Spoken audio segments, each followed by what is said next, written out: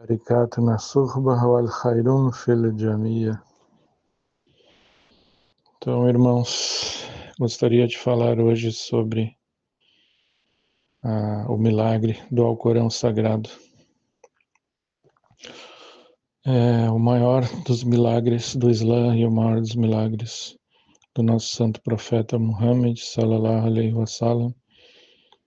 É com certeza a revelação do Corão Sagrado, da palavra de Alá, de Deus o Altíssimo, através do santo anjo Gabriel, que a paz esteja com ele, ao nosso santo profeta Muhammad, sallallahu alaihi wasallam, para servir de guia, de luz, de orientação para toda a humanidade. E realmente, quando estudamos a complexidade, a profundidade, a natureza, todos os milagres envolvidos, nós vemos que o Corão Sagrado, Corão significa recitação, é realmente um livro extraordinário, um oceano de sabedoria, de conhecimento infinito, e não sabemos realmente tudo, podemos passar uma vida meditando, estudando, e não vamos adquirir toda a sabedoria contida no Corão Sagrado. À primeira vista, você pega uma tradução em português, parece algo simples, ou parece algo assim, desprovido desses conteúdos, mas quando você começa a estudar em árabe, e começa a entender um pouco da língua árabe, você começa a ver que uma palavra em árabe pode ter 10, 20 significados diferentes, conforme o contexto. Você tem que estudar também o tafsir, a interpretação do Corão Sagrado, conforme os ulemás, os grandes estudiosos ortodoxos do Islã sunita, das 4 madhabs, as 4 escolas de jurisprudência do Islã, escolas de teologia, Sunni. E você começa a ver que realmente você tem que entender o contexto em que aquela sura ou aquele versículo foi revelado, o porquê ele foi revelado, qual a interpretação correta, qual a orientação que vem da parte de Deus. Então é bom à primeira vista, quando estamos começando dentro do Islã, estudarmos o sentido traduzido, mas a tradução para o português, é bom ler várias vezes para conhecer, mas a tradução em português nunca é o verdadeiro Corão Sagrado, pois foi revelado em árabe, e o próprio Corão definiu o que era o árabe clássico. Então, não é o mesmo árabe coloquial, falado na rua hoje em dia, no Egito, no Líbano, na Palestina, na Arábia Saudita, nos Emirados Árabes, na Jordânia, na Síria, mas é um árabe que serviu de padrão para a língua árabe, né? Inclusive Deus ensinou um árabe clássico, um árabe correto. E aprender a recitar o Corão, né? Aprender a recitar as suratas. No início nós vamos aprendendo, né? As menores, as suratas geralmente 112, 113, 114, Irles, né? Surata An-Nas, surata... as suratas menores, e depois vamos passando para as maiores, vamos para as médias, né, para as maiores, e assim por diante. Mas recitar o Corão é fonte de luz, pois são palavras sagradas de um livro que, em um dos seus milagres maiores, é que ele não foi adulterado pelo homem, como todos os outros livros anteriores. Então, inclusive, se você comparar a Bíblia, né, o Antigo Testamento e o Novo Testamento com o Corão Sagrado, e você vai se dar conta de que o Corão Sagrado só fala a verdade, não contém nenhum erro, porque é a palavra de Deus direto aos homens sem adulteração. Alá falando direto para o nosso coração. E se você pega e começa a estudar em comparação o Novo Testamento, o Antigo Testamento, está totalmente adulterado.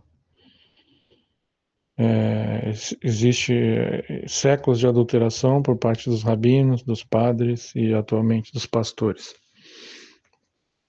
Então, Um exemplo é que foi feito um estudo, né, por estudiosos tanto islâmicos como não islâmicos, e se verificou que tudo que o Corão Sagrado fala sobre o Egito Antigo está correto, enquanto que aquilo que está na Bíblia não está correto.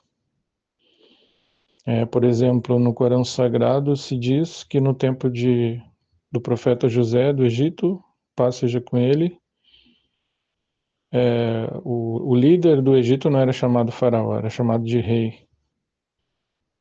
E faraó vem de uma palavra egípcia per-a, que significa uma casa grande, um palácio. Então, per-a, o faraó se referia ao palácio o palácio do governo. Então, no tempo de José, o Corão fala que se dizia rei do Egito. E no tempo de Moisés, um tempo mais para frente, no novo reinado egípcio, aí se usava a palavra faraó para o governante, para o líder do Egito.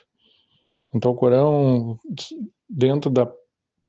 o Corão falou algo assim, citou frases que somente séculos depois, com a pedra de Roseta, com achados de hieróglifos, se conseguiu confirmar que estavam corretos. O Corão fala que o faraó queria ser exaltado, queria acender o céu como uma estrela e tal, e tudo isso está num bloco de pedra em formato de pirâmide que foi encontrado no Egito. Então o Corão cita, Alá cita diretamente um escrito egípcio, um louvor ao faraó que foi escrito em pedra, que durante mais de 1400 anos não foi encontrado e nem se sabia decifrar, porque só a partir de 1800 do século XIX, com a descoberta da pedra de Roseta, em que você tem os hieróglifos ao lado do grego, e de outras línguas, que você conseguiu decifrar, que os egiptólogos estudiosos conseguiram decifrar os hieróglifos. Então ninguém sabia o que estava escrito ali, muito menos o profeta Muhammad, que era um profeta iletrado, era culto pela cultura oral árabe, mas não sabia ler e escrever, não era letrado. Então aí, quanto mais estudamos, mais vemos esses milagres fantásticos do Corão Sagrado. O Corão explica, por exemplo, as pragas do Egito, por que surgem e qual a sequência. Porque na Bíblia, no Antigo Testamento, não se diz que a primeira das pragas foi uma enchente. E o Corão fala que foi uma enchente, então essa enchente fez com que os peixes morressem. Os peixes apodrecendo na beira do Nilo geraram antrax, isso é científico, é uma substância tóxica. E os sapos foram trazidos para fora com a enchente, e os sapos foram contaminados com esse antrax, morreram. Com a ausência dos sapos, se proliferam as moscas, se proliferam os mosquitos, e os mosquitos também se contaminavam com os sapos mortos, com os peixes mortos, e levavam essa contaminação, picavam os homens, e os homens estavam cheios de feridas na pele. Então, a ciência, o estudo da química, da biologia, da ciência, da medicina, demonstra claramente a sequência lógica que está descrita no Corão, por que aquilo acontece, e na Bíblia, no Antigo Testamento, nós não temos a enchente, que é o início das pragas do Egito. Então, o Corão ele é muito mais preciso, ele corrige aquilo que está errado no Antigo Testamento, no Novo Testamento, a questão, por exemplo, de Jesus, filho de Maria, a paz seja com ele, ser considerado um Deus. Isso foi feito muito depois, pelo decreto do Império Romano. Inclusive, um dos pais da igreja, um dos primeiros padres da Igreja Católica, da Igreja Romana, que é Tertuliano, ele fala que para uma divindade ser inserida dentro do Império Romano, da cultura romana, ela teria que ser proposta pelo imperador, pelo próprio imperador, e teria que ser aprovada pelo Senado. Então, por exemplo, um cidadão, ele deu o exemplo de um cidadão lá romano que trouxe uma divindade, sei lá, do Egito ou da Mesopotâmia. Então, aquilo ali o imperador de Roma tinha que propor essa nova divindade para o Senado, e o Senado tinha que votar, discutir e aprovar. Então, obviamente que a divindade de Jesus foi proposta pelo imperador de Roma e foi aprovada pelo Senado romano. Ou seja, foi uma obra do Império Romano, a divinização de Jesus. E não algo que o próprio Jesus pregou em vida, né? Porque o próprio Jesus fala que ele é menor que Deus, que o Pai, né? Que ele não tem nenhum poder em si mesmo, a não ser aquele que Deus lhe dá, que ele não sabe, que nem ele nem os anjos sabem a hora do juízo final, mas somente Deus. Então você já mostra que Jesus não é onisciente, e ser onisciente, né? Saber tudo, é um dos atributos de Deus, né? Onipotente, onisciente. Então aí nós vemos realmente esses milagres, né, do Corão.